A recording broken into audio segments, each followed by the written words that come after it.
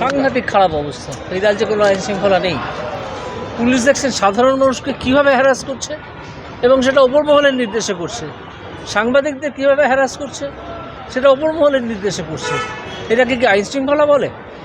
তারা মানুষের রোষ, সাধারণ মানুষের যে ক্ষোভ সেটাকে সামলাতে পারছে না, সাংবাদিকরা সেটা তুলে ধরছেন, সাংবাদিকদের অ্যাটাক করছে। এটা চূড়ান্ত অগণতান্ত্রিক অবস্থা। এটা আর বেশি দিন চলতে পারে না। আমার কালকে একটা ইন্টারভিউতে জিজ্ঞেস করেছিলেন যে রাষ্ট্রপতি শাসনের 356-এর মতো পরিস্থিতি আছে কি না। আমি ক্লিয়ারলি বলেছি হ্যাঁ আছে, 356 করা দরকার। সন্দেশখালীতে কী হলো? মা বোনদের ওপর অত্যাচারের মুখ্যমন্ত্রী একদিনও যাননি, সেই এলাকার যিনি এমপি স্বাধীনের তিনি একদিন যাননি, তাই তো? একদম তাই না? গান বাজনা করছিলেন, হ্যাঁ গান বাজনা করছিলেন। গোল্লা পাবেন আমার হাতে, গোল্লা বিগ জিরো। আবারও রাজ্যের মুখ্যমন্ত্রী মমতা বন্দ্যোপাধ্যায়কে তীব্র কটাক্ষ প্রাক্তন বিচারপতি অভিজিৎ গঙ্গোপাধ্যায়ের। সম্প্রতি অবসর নিয়ে বিজেপিতে যোগদান করেছেন তিনি।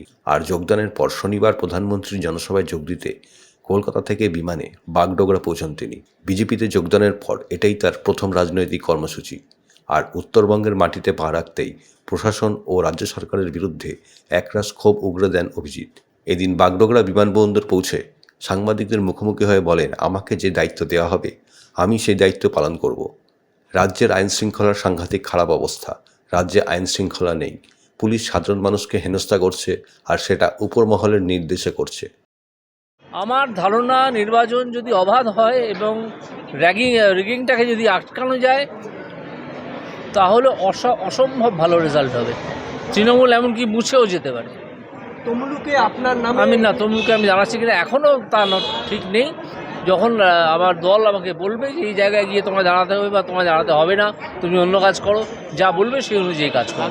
নিশ্চয়ই উত্তরবঙ্গের অনেক উন্নয়নের বাকি আছে, অনেক। আশ্চর্যের কথা জানেন, আমি লাস্ট যখন সার্কিট বেঞ্চে এসেছিলাম আমি দেখেছিলাম একটা এতে আমার কাছে একটা মামলা এলো, তাদের ওখানে কোনোদিন জল ছিল না। জল ছিল, হ্যাঁ, শেবদুল্লা গ্রাম। আমি অর্ডার করে একেবারে বাধ্য করেছিলাম জল দিতে, এবং 30শে জানুয়ারির মধ্যে জল এসে গেছে সেখানে।